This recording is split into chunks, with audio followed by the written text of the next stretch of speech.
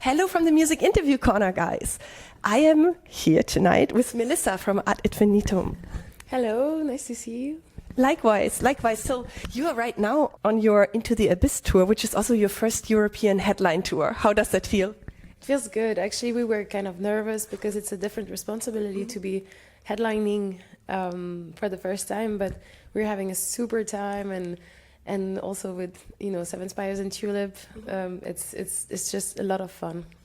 Cool. And what were the best moments so far on this tour? I think we had a great time in, all the places, but for me, one of the highlights was Paris. Mm-hmm. Yeah, it's just because it was also fun to speak French, and it was a Saturday night, if I'm not wrong, so people were extra, ready to party. So for me, that was one of the highlights. And did you manage to visit the Eiffel Tower? No, you know what? I've been several times in Paris, but never at the Eiffel Tower. Oh, it's beautiful. You should try. I've just seen it from afar when I was at Élysée Montmartre. You can see it through the buildings, but I've never seen it from the place. What is the craziest thing you and your bandmates have ever done on tour? On this one and in the past? I don't know if we're the crazy kind of band. I would say we visited the Grand Canyon together when we were in North America. We had a day off and we were supposed to go from one place to the other, and our driver was like, we'll make a detour so you guys can see the Grand Canyon. So I think that's the craziest and the nicest thing we've done on tour together. Wow, beautiful. Whom in your band do you trust least with handling the tour bus playlist? Is there anyone who would maybe secretly sneak in Disney songs when no one is watching? The one I would trust the least is Corby. Oh, okay. Greetings to Corby right now. And why? I think that he would be very likely to put a lot of funny songs that maybe, like, I don't know how to explain this. Like Ailstorm? I don't know if he's an Ailstorm fan, actually. But no, I think the thing is, I think Nick, Adrian, and I, we're more into the modern metal section of the band. And Corby likes it as well, but he also has some more old school tastes. And I think that I'm more siding with Nick and Adrian on this. It's not that Corby has bad taste. It's just like I trust Nick and Adrian more, I think. Okay. And about 1 year ago, on October 11th, you published your fourth studio album, Abyss. How was the recording process? Oh, it was very fun and also scary, because we decided to kind of pivot a little bit with the style. Mm-hmm. And we had kind of this evolution since the first album, which was very symphonic, mm-hmm. to Abyss, which is not symphonic anymore, or not much, let's say. And we kind of stuck to having some symphonic elements for the first 3 records, because the first one was very symphonic and we wanted to have a natural evolution. But Abyss was the one where we said, okay, what do we want to do now? What do we feel like? And we just went for whatever we felt like. And then, you record, and then it comes the time to release, and you're like, ooh, what will people think? But it was honestly very well received, and we can see it every night that people are singing along. And I think those songs are the ones that hit the hardest when it comes to playing live. And it is a bit like a new era, because it's the beginning of a new trilogy? Yes, exactly. So we've done this first trilogy, which was connected to history, and now we wanted to do another trilogy, which is more connected to personal feelings, insights, struggles or victories, empowerment, but something more personal. Also, whether it's in terms of songwriting and music and all that, but also in terms of lyrics, I felt like I personally connect a lot with bands and artists who, for example, go through the same things I go through, and I felt like it's only fair to give it as well to the people who are listening to our music. And you just mentioned empowerment. When I listen to music, I feel that empowerment is a topic that's always there. Yes. What's your personal interpretation of empowerment, and how does it influence the messages in your lyrics? So I think for me, it's whatever you go through, there's another side. Like you will be on the other side of it, hopefully. And when you're on the other side, you can take it as a lesson. You can see it as something bad that happened, or you can see it as a challenge that you overcame. And I like to see it that way, to look back and to be like, okay, I was there, but here I am now. I noticed also in your lyrics you often have topics like struggle, of course, finding yourself and self-worth and identity. How much of that is from your own experience? Oh, probably a lot of it, if not all of it, especially with the Abyss record, yeah. Yeah, I noticed also one of my favorite songs on that one is Anthem for the Broken.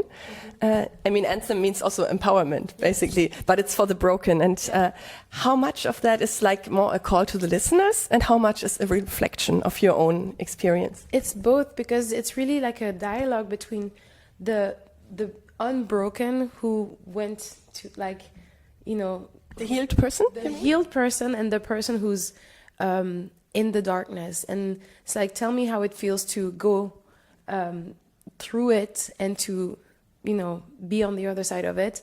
And I'll tell you how it feels to stay in the dark. And your fans deeply identify with your lyrics. Mm-hmm. Did you ever have a situation where a fan shared with you an interpretation of a song or a story that changed how you view your own song? I wouldn't say that it changed how I viewed the song, but it gave me a broader perspective of what it can mean to people. You just released a brand new single and music video, Regicide, and Regicide literally means the killing of a king. Yeah. So whom are you killing in this video? Like in the song, like a corrupt ruler or an old self or something else? It's an inner king. It's more like killing the voice in your head that is telling you, like, that is bringing down your self-worth, you're bringing up your insecurities and so on. And it's about changing a pattern of self, you know, of self-talk that is potentially negative, or, you know, like changing this habit into something more healthy, something more positive. Yeah, that kind of king inside of our head. How much of the visual concept of the music video came from your own vision, and how much was like a collaboration with the director? I think it was a brainstorm. I don't remember exactly how much was us and how much was him and his colleague who's doing makeup and costumes. I think they came up with most of the concept, to be honest. It's beautiful. I love it. Also with the wedding dress and everything. It's really cool. Thanks. I think the thing is, we always send them the lyrics and the meaning and the song and everything. And I think that Camille, who's doing the costumes and everything, came with the idea to have a cocoon. And it felt so perfect for the theme. Yeah. And did anyone on set while the filming of the video go too crazy with the royal rage and break something? I don't think so. No, I think we're always very careful, actually. No. And in the spirit of Regicide, if you could overthrow one prejudice about metal, which one would it be?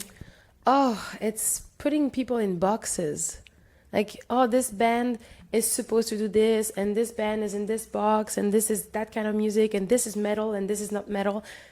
People need to love music. That's it. Beautiful. If Regicide would have a secret subtitle, what would it be? Long Live the Riff, The Queen is Metal, or How to Lose a Throne in 3 minutes? How to Lose a Throne in 3 minutes. It's a good one. And if your fans would found a kingdom for you, if your fans would start a kingdom that would be probably called Ad Infinitum, yeah, and you would be Queen Melissa, what is the first law you would impose on the kingdom? Like maybe ground practice every Monday? What would it be? I don't know why the first thing came to my mind was free ice cream, but it's probably not a good idea. Oh, sounds beautiful. Yeah? Okay, let's go for it then. You are touring a lot, and you were also, back then when we were supposed to have our first interview, we were touring with Camelot. What do you do to keep up your energy on tour? I try to sleep enough, which I'm sometimes a little bit bad at, because I love to hang out with people. I try to eat healthy and enough, because that fuels, the energy. Yeah, I don't know. I don't really have a secret for it. I think it's just I'm enjoying the time and trying to be reasonable with the way I live on tour. And Ad Infinitum started as a solo project. It was your solo project. Why did you decide back then to do a solo project instead of a band? And how did it turn into a band? I think the reason why it started as a solo project is because I already had two bands back then. In the very first when I created the very first demos, which was back in 2016, I was in my first band, my very first band called Even More and Rage of Light, and both bands had different styles, and I felt like, oh, I need to do something that is really like, you know, according to my taste right now, what I'm doing, because I enjoyed singing in both bands, but I felt the need of doing something that was really like exactly the kind of music that I like to sing at home or in the car. And this is how I started with a few demos, and then a few demos became a few more demos that I was working on with a producer and spending more time on. And at some point I was just like, but I'm spending so much time and energy on it. I really want it to be something and not just a few songs that I release. And at first I thought I'm just going to release it under my name. And then I decided that I was picturing myself in this situation and thinking, I think I actually don't want to have hired guns around me, but like really a group of people who care about the music and who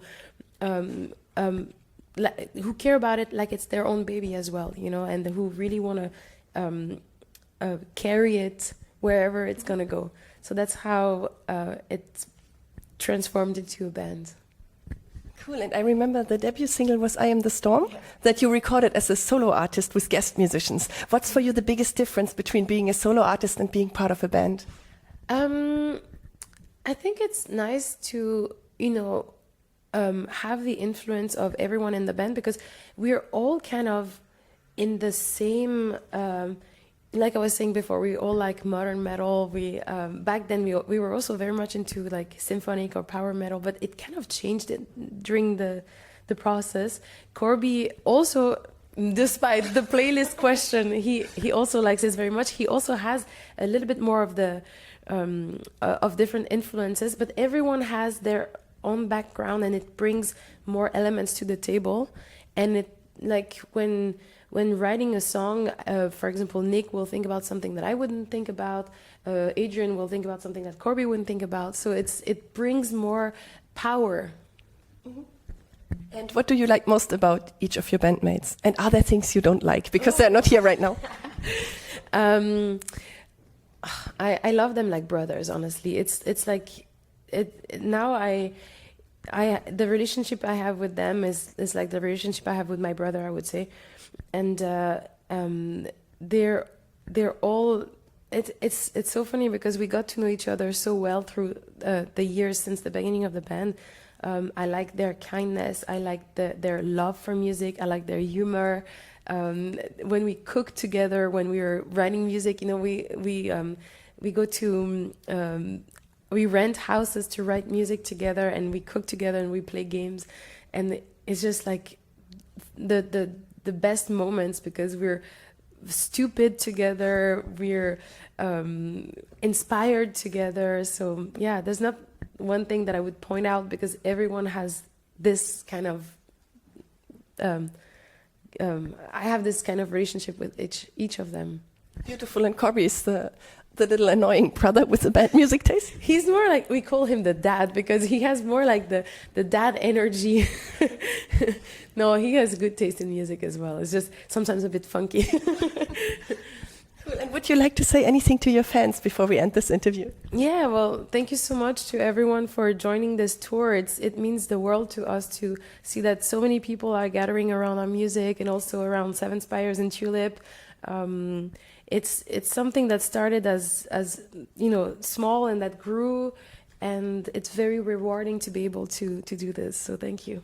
Thank you so much for this interview, Melissa. Thank you so much. And goodbye from the Music Interview Corner.